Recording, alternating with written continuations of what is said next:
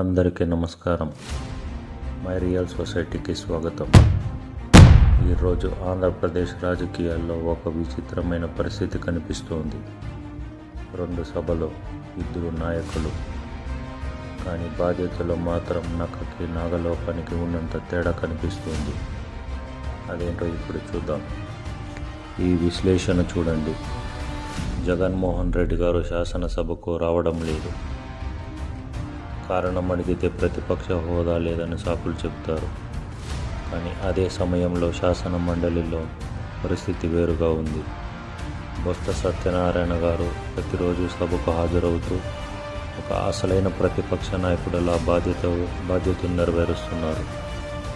ఇక్కడ ప్రశ్న ఏంటంటే, ప్రతిపక్ష హోదా లేదని ఒకరు సభకు రాకపోతే మరి రెండో సభలో బొత్స గారు ఎలా పోరాడుతున్నారు? వైసీపీ నాయకులు ఈ విషయాన్ని చూసి నేర్చుకోవాలి కదా. ఇంకో ముఖ్యమైన విషయం, గత 5 ఏళ్ల పాలనలో అసలు ముఖ్యమంత్రి జగన్ గారా లేక సజ్జల రామకృష్ణారెడ్డి గారా అనేంతగా పరిస్థితి ఉండేది. ప్రతిపక్షానికి కౌంటర్ ఇవ్వాలన్నా, ప్రతిరోజు మీడియా ముందుకు వచ్చి మాట్లాడాలన్నా సజ్జల గారే ఉండేవారు. మరి ఇప్పుడు కూడా అదే ధోరణి కనిపిస్తోంది. అసలు వైఎస్ఆర్సీపీ పార్టీని స్థాపించింది ఎవరని ఒక చర్చ జరుగుతోంది. అసలు ఈ పార్టీని స్థాపించింది ఫౌండర్ శివకుమార్ గారు. కానీ అధినాయకుడిగా ఉన్న జగన్ గారు మాత్రం ఒక పార్టీ ప్రతినిధిలా, స్పోక్స్ పర్సన్లా మాట్లాడుతున్నారని విమర్శలు వస్తున్నాయి.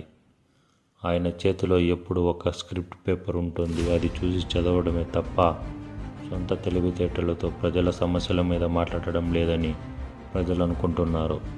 అన్నిటికంటే బాధాకరమైన విషయం ఏంటంటే, అసెంబ్లీకి వచ్చి ప్రజల కోసం పోరాడటానికి సమయం లేని నాయకత్వానికి, బూతులు మాట్లాడే వారికి లేదా తప్పులు చేసి జైలు నుండి బయటకు వచ్చిన వారికి సంఘీభావం తెలపడానికి మాత్రం ప్రెస్ మీట్లు పెట్టే సమయం దొరుకుతోంది. ఇలా తప్పు చేసిన వారిని వెనకేసుకొస్తూ ప్రజా సమస్యలను గాలికి వదిలేస్తే రేపు వైసీపీ పార్టీ భవిష్యత్తు ఏమైపోతుంది? ప్రతిపక్ష నాయకుడు పదవి కాదు ముఖ్యమైనది.